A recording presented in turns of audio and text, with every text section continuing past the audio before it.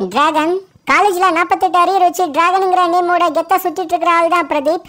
Fake certificate ready பண்ணி ஒரு பெரிய கம்பெனில வேலைக்கு சேர்றாரு. இதுக்கடுத்து பிரதீப்போட லைஃப்ல நடக்க போற எதிர்பாராத சம்பவங்கள், அதை அவர் எப்படி ஃபேஸ் பண்றாரு, கடைசியா என்ன நடந்தது, இதுதான் இந்த படத்தோட ஆன்லைன் ஸ்டோரி. எனக்கு இந்த படம் ரொம்ப பிடிச்சது. ஒரு பக்கா கமர்ஷியல் என்டர்டெய்னரா இதை எடுத்திருக்காங்க.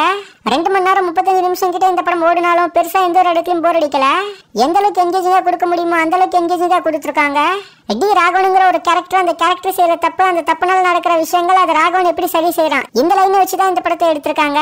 இந்த லைன்ல எந்த அளவுக்கு ஃபன் ஆட் பண்ண முடியுமோ, எந்த அளவுக்கு ரொமான்ஸ் ஆட் பண்ண முடியுமோ, கூடவே லைட்டா சென்டிமெண்ட் எமோஷன்ஸ் எல்லாம் கலந்து போட்டு கிளீன் என்டர்டெய்னரா இதை பிரசன்ட் பண்ணிருக்காங்க.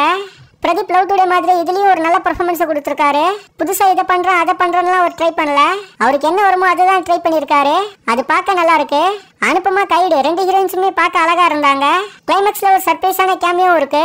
மிஸ்கின் ஜார்ஜ் மரியனோட கேரக்டர் ரைட்டிங் நல்லா இருந்தது. ஜிவிஎம் சித்து, ஹர்ஷத் கான்லாம் கொடுத்தரோட நீட்டா பண்ணிட்டாங்க. சாங்ஸ், பேக்ரவுண்ட் ஸ்கோர் ரெண்டுமே ரசிக்கிற விதத்துல இருந்தது. இந்த படத்தோட கிளைமேக்ஸ் கொஞ்சம் ஹார்ட் டச்சிங்கா முடியும். ஃபர்ஸ்டே சொன்ன மாதிரி போஸ்ட் கிளைமேக்ஸ்ல ஒரு எதிர்பாராத கேமியோ இருக்கு. அந்த சீன் கொஞ்சம் சர்ப்ரைஸா இருந்தது. லாஜிக் பத்திலாம் யோசிக்காத ஆளா நீங்க இருந்தீங்கன்னா கண்டிப்பா இந்த படம் உங்களை சாட்டிஸ்ஃபை பண்ணும். எக்கச்சக்கமான பேட் வேர்ட்ஸ் இந்த படத்துல வரும். ஓவராலா லவ் டுடே மாதிரி ஃபுல் அண்ட் ஃபுல் என்ஜாய் பண்ற விதத்துல தான் இந்த படமும் இருக்கு.